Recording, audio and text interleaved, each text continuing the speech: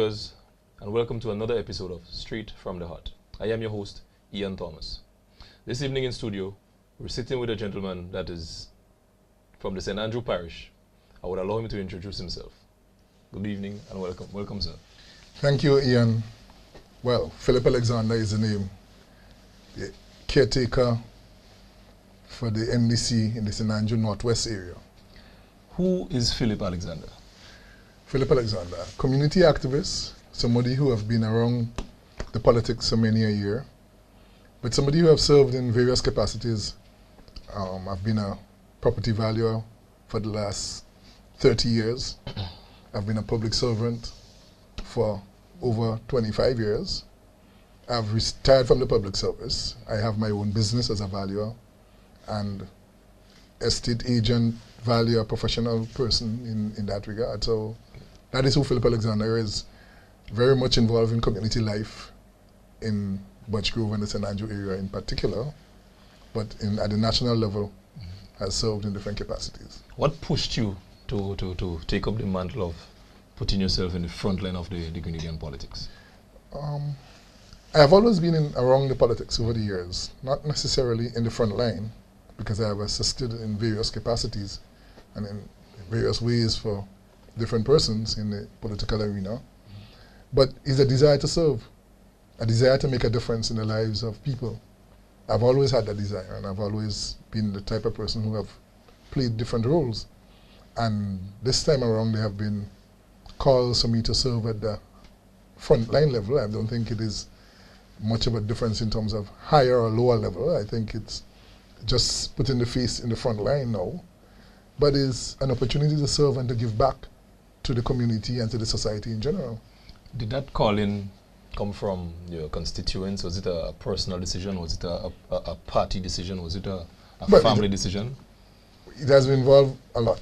Okay. Not just the personal, because of course when the call comes you have to answer in a personal way.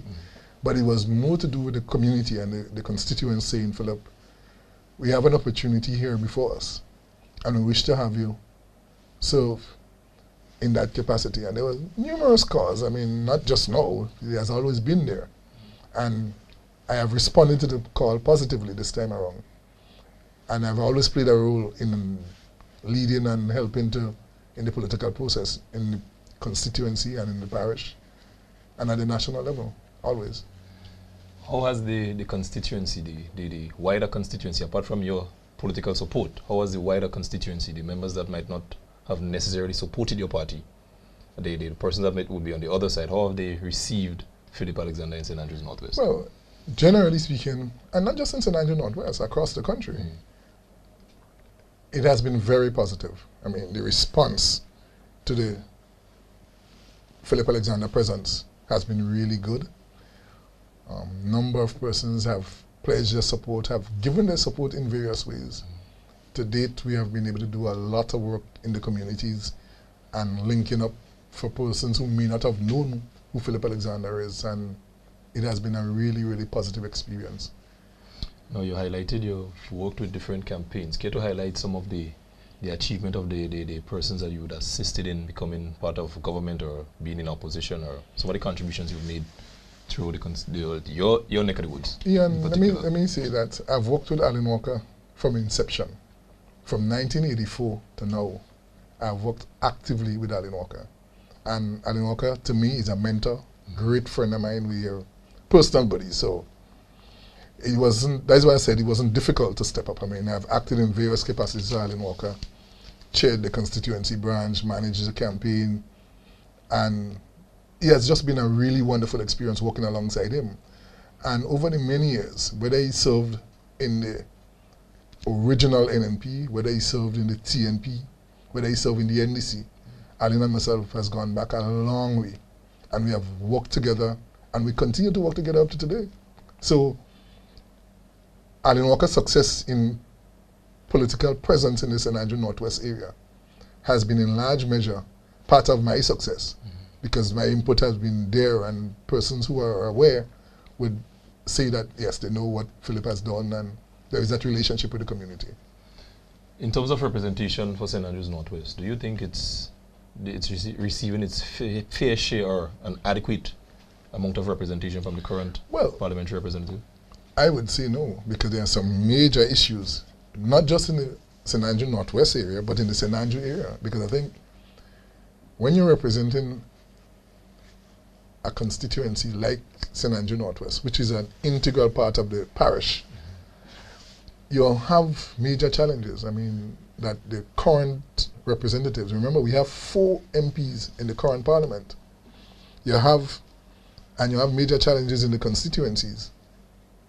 For example, the unemployment rate, I mean, among young people in the constituency and in the parish is phenomenal. I mean, I don't know how much you have been on the ground, but we have been on the ground regularly. And our interactions with young people saying that we are really challenged by the unemployment situation in our various villages, in our various communities. So it has been that kind of interaction. Another challenge that we face significantly, and that is something that is close to me, because for me, agriculture is a big thing. Especially for that constituency. Well, not just for the constituency, but the parish on a whole and the nation. And when we see what the response has been to agriculture by the current administration, you wonder if we really cannot do better. Remember, our Minister of Agriculture in the most recent past and the current Minister of Agriculture are both MPs from our parish. And I mean, Senanju, in more ways than one, has always been referred to as the breadbasket of our nation. And if, for us, agriculture is not doing much as a major economic player, and not just does agriculture in itself is important, but the linkages between agriculture, tourism, and the general redistribution of wealth and income is very, very important. And therefore, what we do and how we promote agriculture, to me, is critical for the parish and for the nation. How is the housing situation in St. Andrews Northwest currently? The housing situation in the country is bad, and it is particularly acute in the St. Andrew area. Let me give you an example. I have been around the constituencies for a long time. The housing conditions in many of the villages have continued to deteriorate and have not been adequately represented, has not been adequately served by our actions. The house repair program has been one that has been difficult at most times. You would see that not just recently, and it has been manifesting itself. Remember, a previous Minister of Housing, not the current Minister of Housing, which happened to be the MP for the St. Andrew Northwest, had also served as Minister of Housing, and that at some point in a previous administration, that ministry had to be removed from that minister on the basis that the Prime Minister said that there were difficulties and improprieties within that sector. So housing has always been challenged in the St. Andrew area. And we have not given it some attention, that the real attention that it truly deserves. And that has been a major concern for us. Now, the state has 3 hospitals. Carriacou has one, St. George has one, and there's one in the constituency you intend to represent. Are there any issues, anything you could speak to about the Princess Alice Hospital? Ian, let me say that the Princess Alice Hospital is the major health facility, not just for the constituency of St. Andrew Northwest, but for the parish of St. Andrew, and in large measure St. Patrick, and also the parish of St. John, and sometimes the borderline with St. David's. It depends on what happens where and when. So the Maribor Hospital, or the Princess Alice Hospital as it is officially known, is a critical health facility that really needs attention. And over the years, it had suffered from a lack of investment in the infrastructure there, but not just in the infrastructure, in the equipment, in the service that has been provided, and in the wider context, the health regime in the parish, whether it be the Granborough Medical Facility, whether it be the Paraclete Medical Station, whether it be the Butch Grove Medical Center, it has been challenged, to say the least. For example, Butch Grove has been, for a good while, out of its own health facility, and we continue to rent in private accommodation after they have not been in the facility for a while. So those are issues that are on the table as health issues in the parish. So it's not just about the Marylebone Hospital, but it's in a wider context for the parish of St. Andrew, and in the St. Andrew Northwest in particular. The St. Andrews block, the parish as a block, do your organization, do the NDC as a political organization have a policy or a plan to transform the St. Andrew constituency as a unit, as apart from 4 different constituencies? Well, Ian, is not only the parish we want to transform. I mean, the NDC has stated its position in terms of rural urban development, and that has been a pillar of the efforts of the NDC, not just stating what they intend to do, but what they have done in the past in terms of rural development and really making an effort. You would recall that in the most recent past, the last administration, how the NDC had gone ahead and did some significant infrastructural development, not just in the constituency of St. Andrew Northwest, where we had the abattoir being developed. We also have done the Grenville bus terminal. We have done the market in Grenville, which to date has not been officially opened and is being used. And these facilities have been there.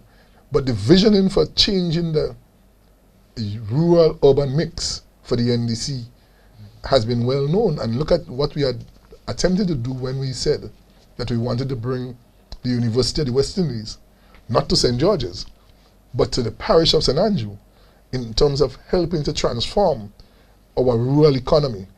And our rural economy transformation in that regard would not have been about a health issue or a physical development issue, but in an economic sense. Because let's agree that after agriculture went down, and it went down even further after Hurricane Ivan, the major role played in the economic life of St. Andrew would have been significantly affected. So you needed economic activities to drive development in the rural parish, or the rural parishes, and not in St. Andrew alone, but you have, as I said earlier on, the similar way it is affecting health. St. Patrick is affected, St. John, St. Mark, and they're intrinsically linked to each other. After all, St. Andrew as a parish touches every other parish in the country, save and except Carriacou and Petit Martinique. So, development for us in the NDC is a wider thing than just a St. Andrew thing, but this is a really making a statement around transforming the country, transforming development pattern, transforming the economy around that urban-rural mix that is so critical as we head into a new era for our country. Now, you're a newbie on the scene as it relates to first-time caretaker potential candidate. How has the walk on the ground, the interactions with the average person on the ground, apart from your acceptance, how has the interactions and observations been in well, not only St. Andrews Northwest, but throughout? Yes. It has been really welcoming. I have found it to be very interesting. I quite like the front line and the attention of providing service. I really do feel that people are warming to the task and the presence. My own presence has been very welcoming. I'm very welcomed by most persons that I've interacted with. But over the years, Ian, I have had interactions with various organizations that have been serving communities. All right, I've been a past president of the Butch Grove Community Development Council for many a year, for well over 6 years. And we did that from just after school right until when I had to go out overseas to travel, to study. And that grounding in the community has really helped with my own interactions with people. To date, I still continue to serve at various capacities within that same organization. I am also part of a foundation called Bridging the Gap, where we assist students and community persons with books, with shoes, with clothes at various times. We also serve hampers around Christmas time. So Banjo Promotions is a part of my own personal relationship with the community. Again, we do a lot with limited resources. Around Christmas time, we provide hampers for the elderly. We provide assistance to people in schools, to parents. So my own personal involvement in the communities and the life around the parish has been wide-ranging and well-received over the many years. How do one access benefit from your Bridging the Gap Foundation? What has been happening when we have, this is an official organization that has been duly registered and all of that as a charity. We have a number of players, and I mean, in this instance, I really want to mention here a particular name who have been really helping. Dr. Bridgman, Dr. Anthony Bridgman. He's from Bylands, actually. We went to school together in GBSS. And over the many years, that brother has been such a phenomenal help, not just to me as a person, but to the entire Bylands, Maribor, and St. Andrew areas in particular. But he has gone wider now that we have been involved in the Bridging the Gap Foundation, and we have been assisting in St. David, in St. Mark. And what people need to do is to contact the directors, really. And we have been able to provide a lot of service to many persons across the country. All right. You're your party's spokesperson on housing and the environment and so forth. Care to speak on the environment? How are we treating with our resources and the renewables and preserving our environment and global warming and the works? Well, I mean, Ian, let me say that we have been less than adequately represented at that level.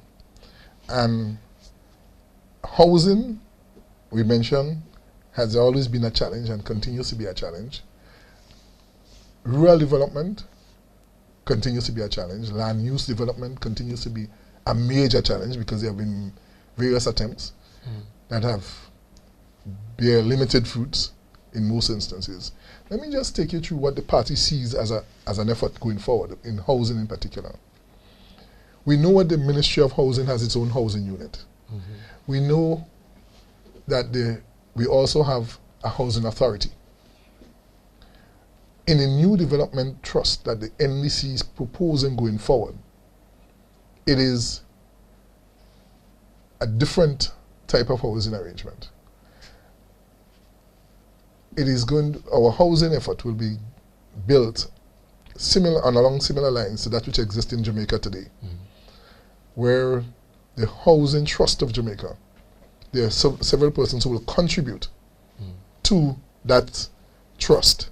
The workers of the country will make their own contributions, and then a different arrangement will be made in terms of making new developments for low-income persons, for middle-income persons, and for higher income persons. So there will be different, what we perceive and what we think, because we have been having a lot of discussions with various professionals, and our most recent policy arrangements and discussions with our delegates have also concluded that that is where we want to go once we get into office.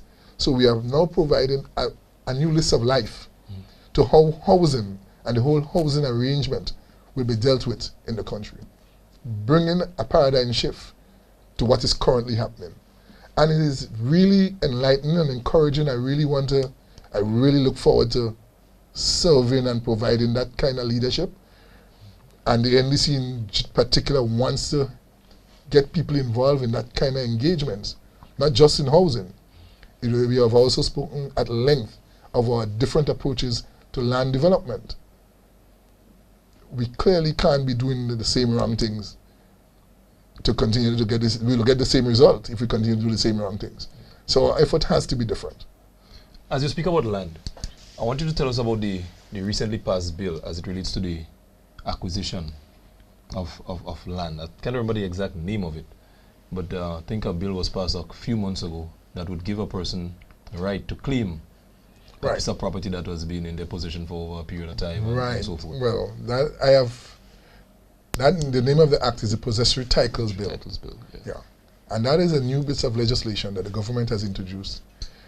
And it is not new in the idea of ability to claim land because of long-serving possession is not new. That is something that has been there from time immemorial. But they have formalized a certain amount of legal backative, if you want, for want of a better word, to that arrangement. My own concerns about the bill is, I think it is a good idea, but it doesn't go wide enough, and there are many areas of the bill that can be improved upon. I can show you, for example, remember, many of our persons live outside of Grenada. Many persons own property and they are not here present.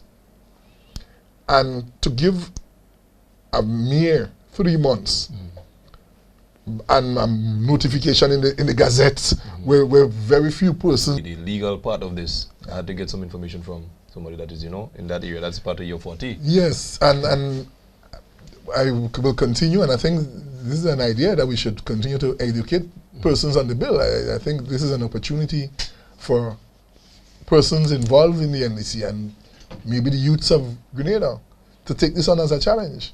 Let us go out together and engage the public in a meaningful discussion as to what this bill really means.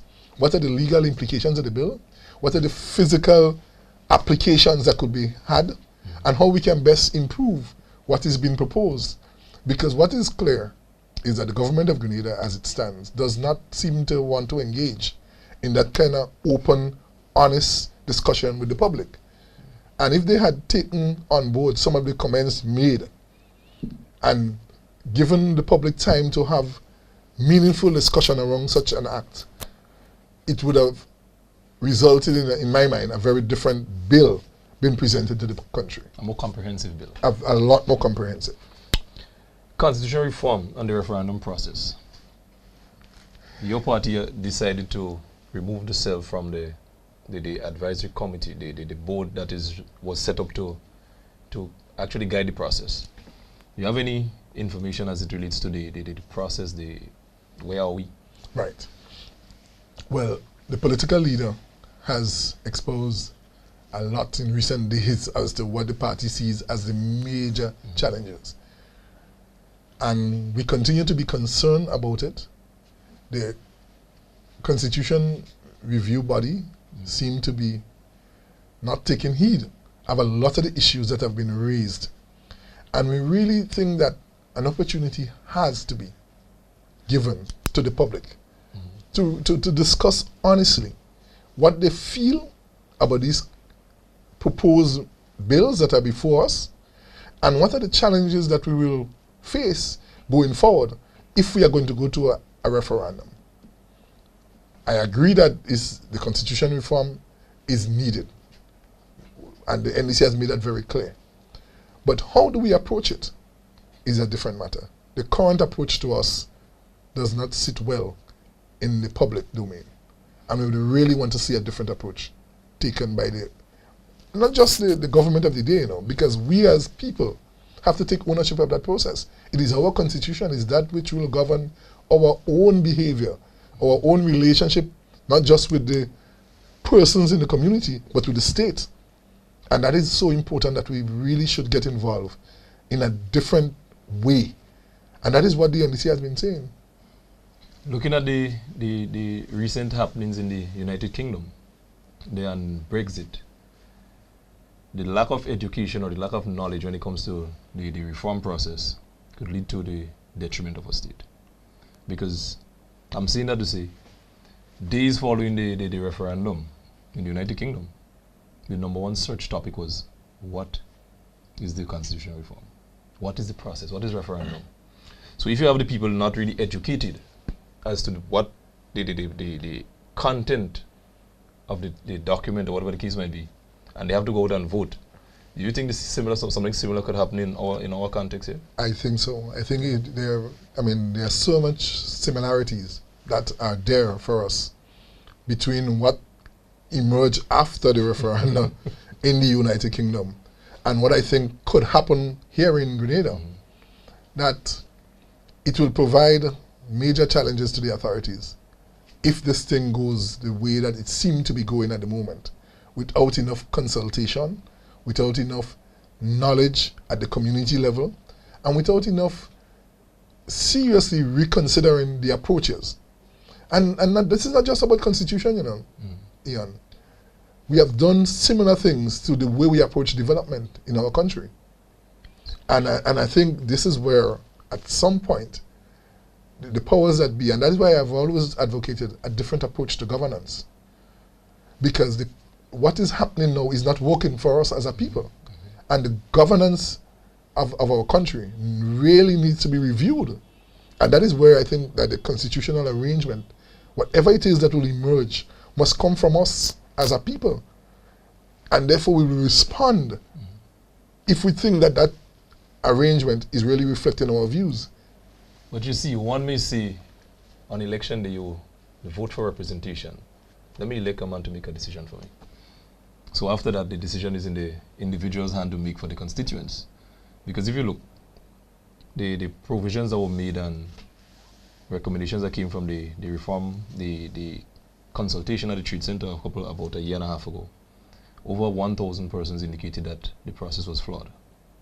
Then you have 15 individuals who said, you know what, we can't listen to you, we were elected. So unless we change this format, it doesn't make any sense, because if the representation, the people that is elected to represent, takes on the responsibility as the democratic system allows it to represent the people, then we have a situation. Anyway, we're into the Carnival season. I want you to talk to us about your involvement in the mass and the whole hype of Carnival. Would you be playing any mass? Would you be at any shows? Would you be consuming any river and twine? I've been involved. I'm an ardent supporter of the art form. Calypso for me is a big thing. You should sing. You should do a song one of these days. I'm not good at singing. I can certainly assist in writing, perhaps. But I mean, over the years, I've been to every single 10 judging for this year. What you find about the quality of music this year? The music is there. The music continues to be there. Calypsonians still speaking the voice of the people? Or? Some, I think some of the issues continue to challenge us by our abilities to complete in our writing process and making the link between the melody and the lyrics. That I think those are the areas that we seem to be slowing on. Okay. But I like what I'm hearing. I mean, some of the songs are really encouraging. And some of the issues, the unique way as a Grenadian people we tend to present our ideas to the public is really, really encouraging. So you're playing mass with Lafayette Jab this year? Or? I play mass with a lot of people. I play mass with Juve, Lafayette, tout moun bagay. All right, good. Anyway, thanks for coming. Thank you. Right. Thanks for having me. Thank you, viewers, for spending the last half hour with us. I'm your host, Ian Thomas, and join us again next week, Monday, right here on GBN Television for another episode of Straight from the Heart.